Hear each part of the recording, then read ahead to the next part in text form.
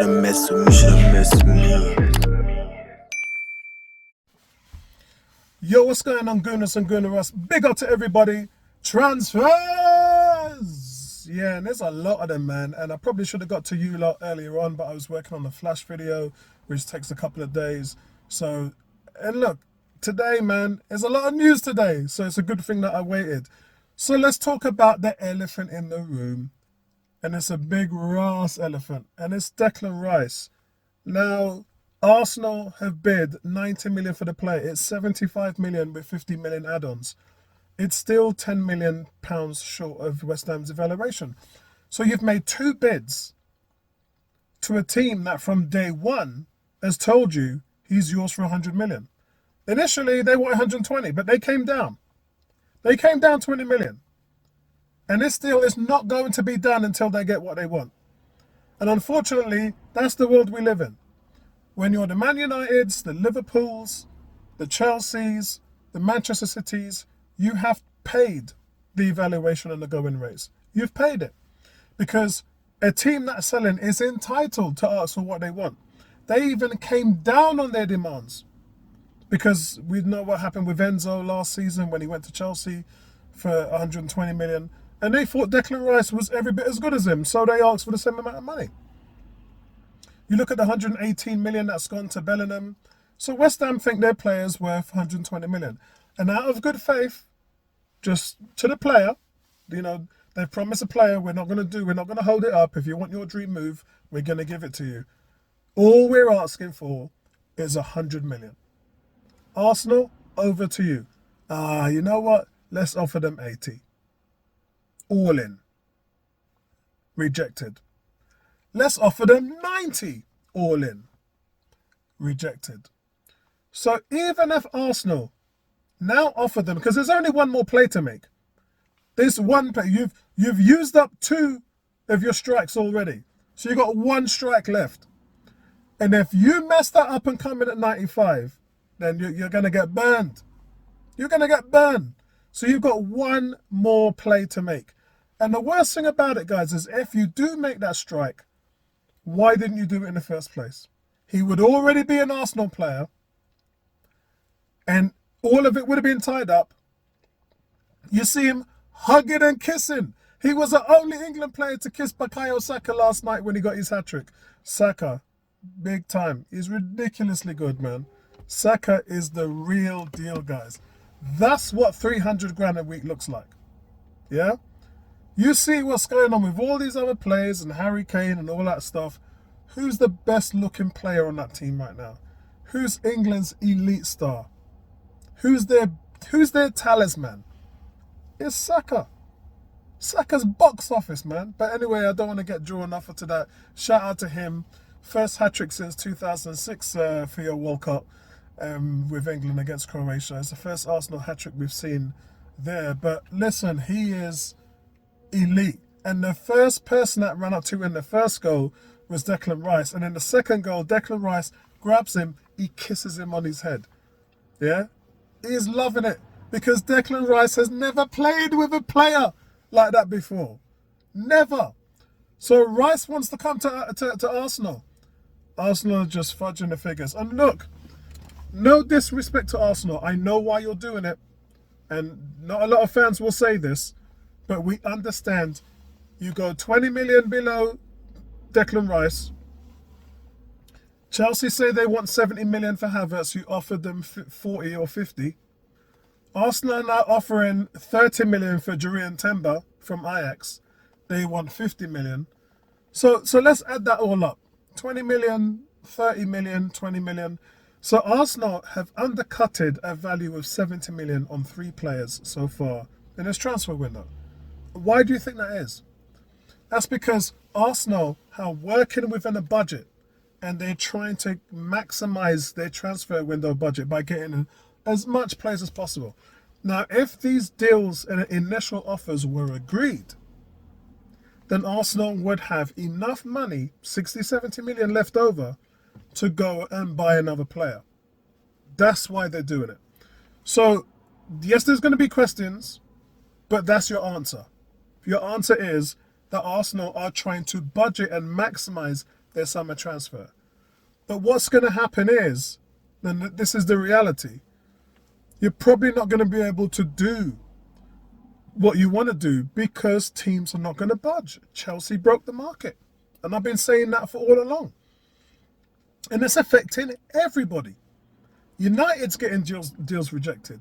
Chelsea's getting deals rejected. Everyone's getting deals rejected because of what Chelsea started. The one that doesn't seem...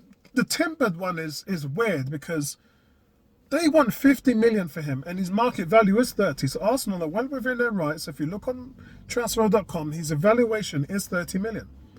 But they want inflated prices, just like what we've seen with cars, second-hand cars and all this stuff that's going on. Today's market is mash up, whether it's car loans, house mortgages, player rates, everything is through the roof in a downturn where we're entering a recession, and the two don't mix. If people haven't got that much money, how are you increasing the prices tenfold? The two don't mix, and at some point there's going to be an impasse. Now we know that Chelsea have 2 weeks to supplement their FFP for the amount of money they spent last season, 600 million. They have to come up with the money to do that. So I think what Arsenal did with the second bid on Havertz was wrong. You shouldn't have jumped up to the 50 million mark straight away. You should have sat on that and then let Chelsea simmer. Because, look, who else is going to come in for Kai Havertz? Nobody's going to pay 70 million for him. No one's going to pay 60 million for him. Nobody. So what you should have done is you should have waited until just on the crux of when that FFP is supposed to come through for them and then tinkle them a little bit with another offer. Don't do it now while they're 2 weeks away from that and it can still tell you no. And it don't mean none. And nobody agrees on that Kai Havertz transfer. We trust you, Arteta and Edu, more Arteta. We trust you because the guys that you brought in have been excellent. But I don't like that buy because I don't see... That to me is a Richarlison Spurs move. If you buy a Kai Havertz, that's a Richarlison Spurs move to me. He ain't gonna bring much to the table. And we talk about, don't we? We're talking about the first 11 for Arsenal are great. So if anybody comes in, they're gonna have to improve that. Kai Havertz isn't improving that. He's gonna add to it. I'm not gonna take that away. He'll add to the quality, but he's not gonna improve the quality, is he? And that's where you need to be. When you're a team like Arsenal right now, you have to get better at positions where you're bringing players in. And what we're seeing now is Tierney's supposed to leave, Xhaka's supposed to leave. I'm not really worried about them too. But the Thomas Partey deal, if you lose a Thomas Partey, and I'm going to say this once and once only, you are downgrading your team. If you lose a Thomas Partey, you've gone from title contenders to a team trying to make the top four. Because you're losing levels, guys. This guy is 2 players. Thomas Partey is worth 2 players. And don't talk about the last 6 games of the season because that doesn't account for his season. For 75-80% of the season, he was our best player. Better than Odegaard, better than Saliba. He was the king lion of that team. So you sell him, it don't make no sense. And that's the disparity to me. The disparity is you've got this great team that chased Man City for the title, finished up in 2nd place, youngest team in the league. You want to keep what works and add to that. What we're seeing so far in this transfer window is you're kind of going away from what works. And not in all phases because you've re-signed key players. So let's give some respect there. Let's make this a balanced view. And let's give them some respect there. You've kept a lot of your core players and re-signed huge targets. Like Saliba, who could have walked on a free, Martinelli, Saka, Gabriel. All of them signed new deals. Kudos. Well done, Arsenal. Pat on the back. Cannot thank you enough for that work. The Xhaka thing I'm not worried about because you can bring in a number 8 that's going to do more than Xhaka. I'm not worried about it. A Gundogan can come in and you're all of a sudden excelling in that position. So I'm not worried about Xhaka leaving. But Kai Havertz coming in? And look, he's a Champions League winner. He won a Champions League for Chelsea. But just look at his scoring record. He's just not done it in the Premier League. And he isn't going to give you anything that Balogun can't give you. Why are you spending 60 million on a player that you've got in Balogun? Balogun will give you that. And look, you can move Jesus to the 8. I don't care what you do. You can move Jesus to the 8, put Balogun at the point, and still excel. Because Jesus will give you that box-to-box. He's an anchor who's running back. He's running box-to-box anyway. So why not give him the official role? And I'm not saying you should do that. I'm saying you can do that. I'm saying you've got Smith Rowe, who's going to come back better, harder, stronger, and faster this year. Why not give him a pop? He scored more goals than Kai Havertz. Why are you spending 60 million on Kai Havertz? And I'm going to trust Arteta with that. I'm going to trust you with it. But I'm saying you've got players in your own backyard who can give you more than what this guy can give you. And I know he's 6'3", but he doesn't play like it. He doesn't have that presence in the box that you would expect from someone who's 6'3". He just doesn't, guys. If you look at his hold-up play, it's good, but it's not on the upper echelon. It's not elite to the point where you're saying this guy's going to change everything for you guys. You know, it's better than a lot of the players that we've got, you know, because he's got a frame on him. But 60 million? That's a Richarlison deal. I'm going to come back and do this and look at this at Christmas and see whether I was right or wrong on that one. But, I mean, there's a lot of things going on, guys. The Declan Rice, which I think is laughable, really. I think you should just sort of give him the money from day one.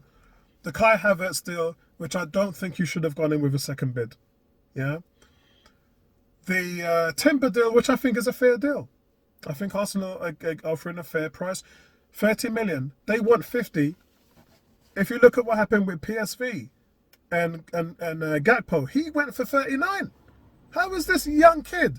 How is this kid going for 50 when one of the best players and a captain for PSV went for less than that?